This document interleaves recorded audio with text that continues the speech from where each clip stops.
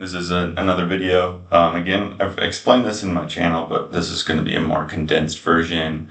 I had a live stream last night. A lot of people asked for it, so I'm just going to do it. So today we're going to talk about protein-mediated transport, like osmosis. We're going to talk about a lot of stuff. So let's talk about just gradients. I think gradients is probably important to learn. So let's just represent like one of these dots. Just could be literally anything. It could be NaC. It could be like an ion. It could be a molecule. I don't know. So let's just have this, and then we have one that's like this.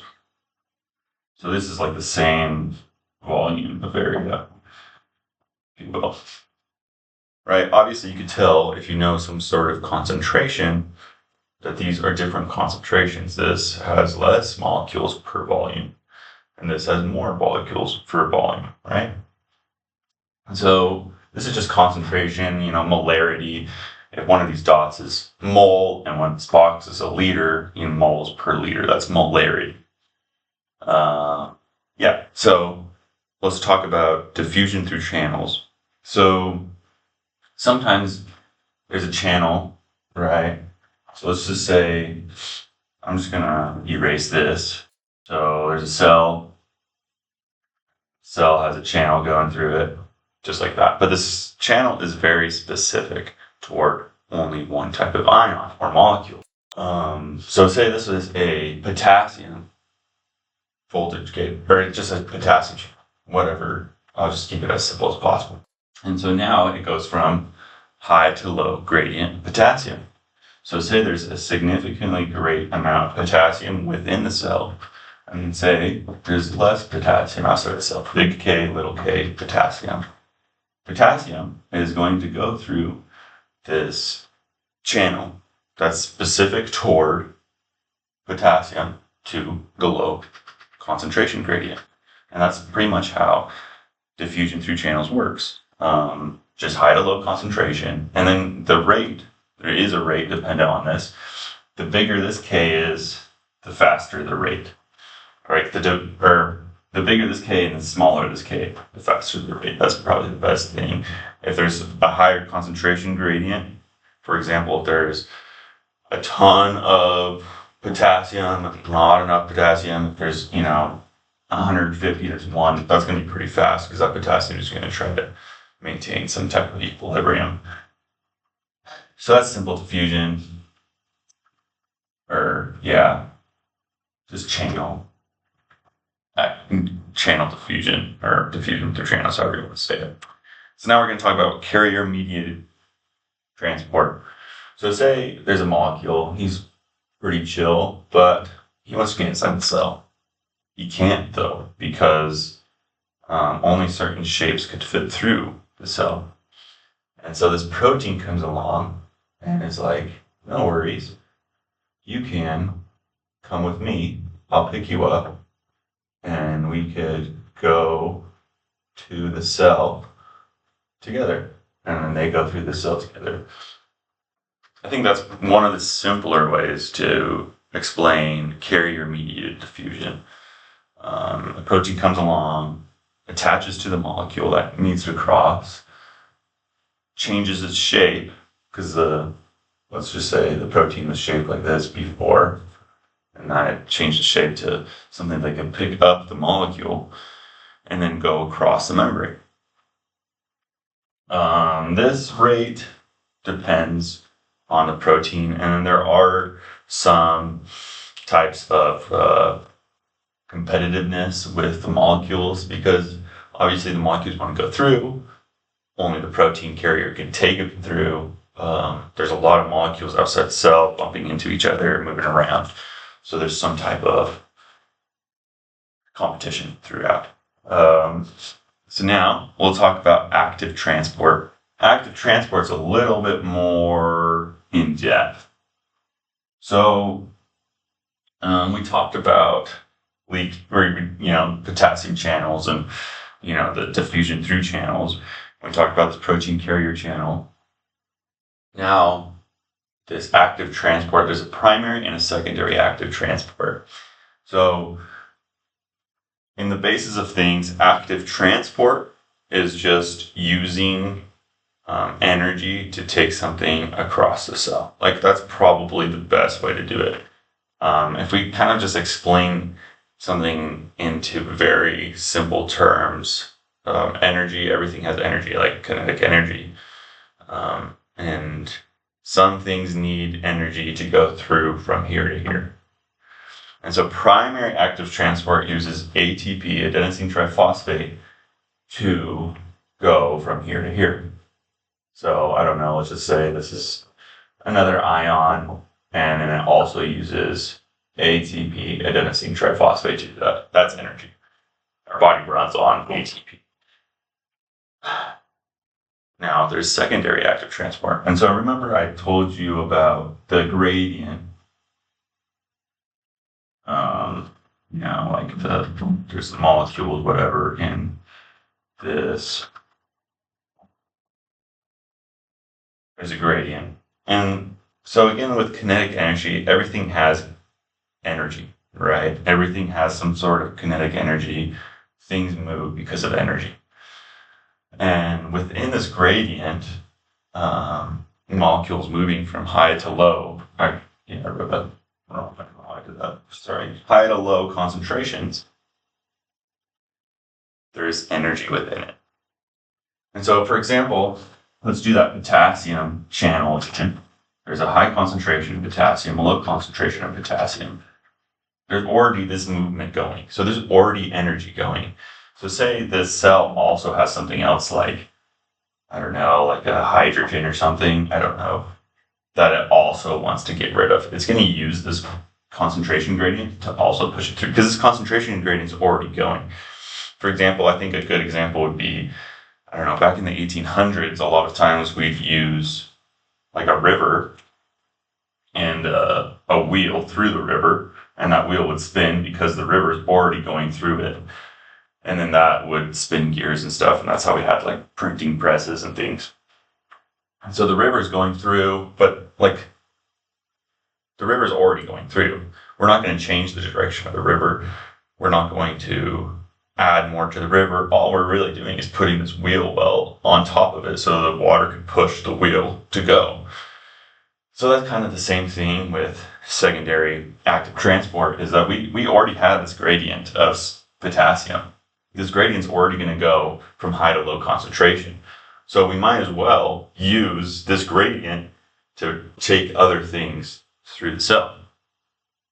I hope that makes sense. If not, just comment below. I'll explain it to you. Okay, so specific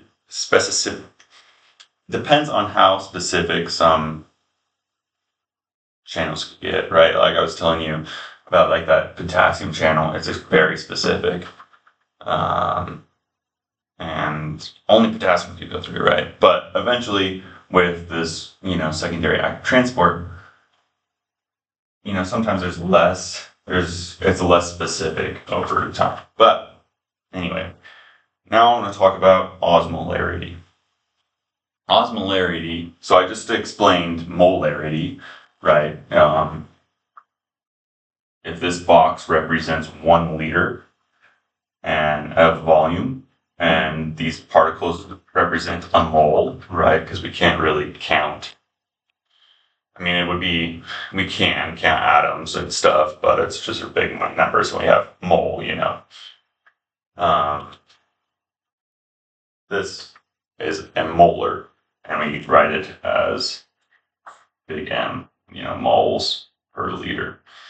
And so now we have osmolarity, and it's pretty much the same thing, but with water. Like that's how much I could explain it. Just osmolarity is particles of water, or it's just like it's water. It's the concentration of water and other particles and stuff within the body.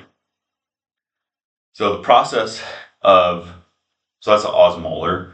So now let's talk about osmolarity. The process of osmolarity is the movement of water from low to high solute concentration. You might be like, what does that mean? So I'm going to explain it in Kool-Aid. I have purple, so let's do grape Kool-Aid. So if you have a tank of water a tank of Kool-Aid, water and Kool-Aid mixed together, and then we have this kind of like a semi-permeable membrane to only water, but not Kool-Aid. If that makes sense.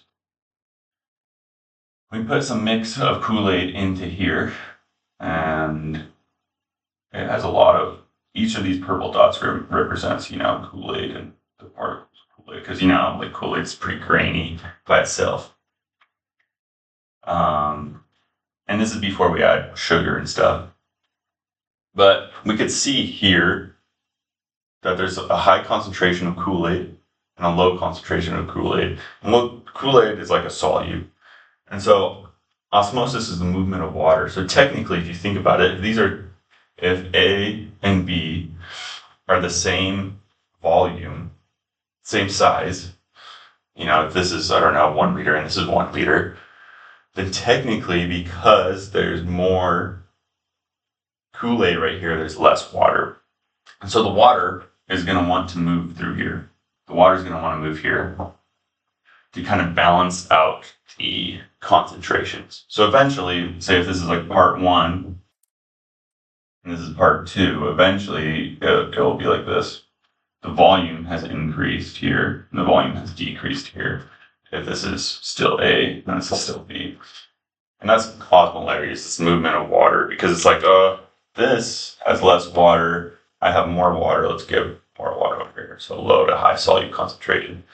And so now this kind of brings us into a topic of osmolarity versus tonicity. And this is kind of a difficult topic for a lot of people to understand. But I'm going to try to explain it in the simplest terms possible. We'll see. I'm not a doctor of anything, so we'll see how well I can explain this.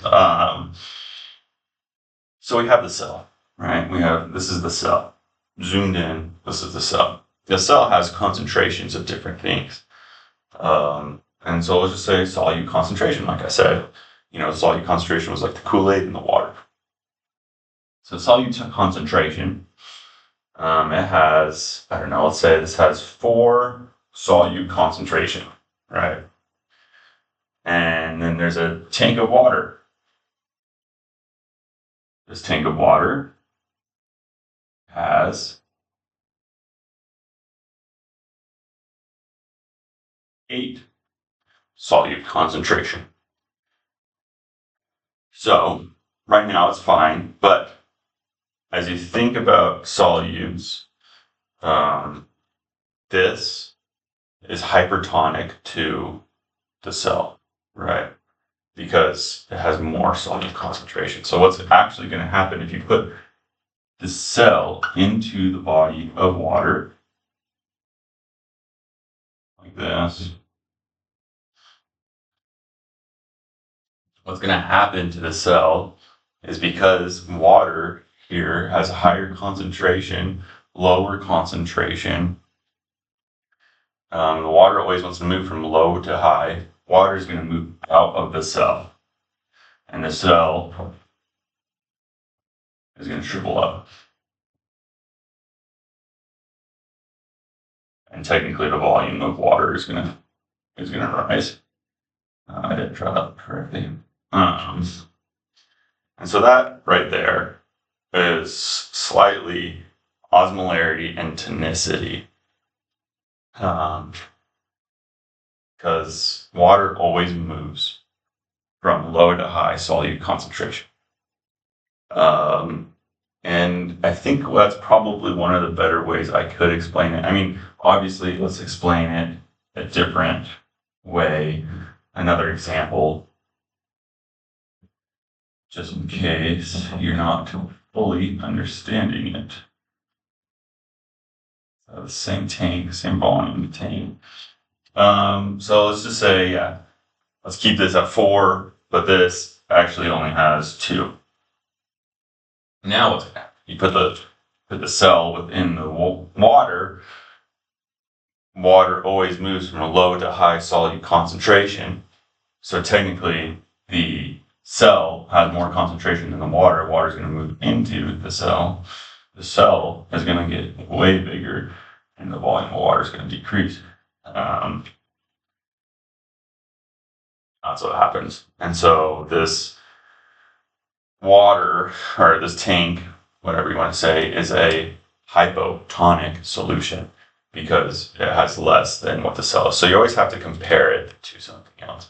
Because I can't really say, with tonicity at least, I cannot say that this is anything without this. I cannot say this is hypertonic without this.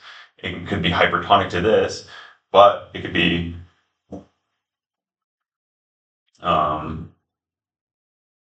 it's hypotonic to this, but hypertonic to this, right? So it just depends on what type of cell you're talking about. And that's tonicity and osmolarity kind of pushed into one. And again, if you have any questions, just comment below. You could also, comment on my YouTube channel, like and subscribe. I know this is boring information, but at the root cause, it's actually pretty cool because we learn about the body. So see you next time.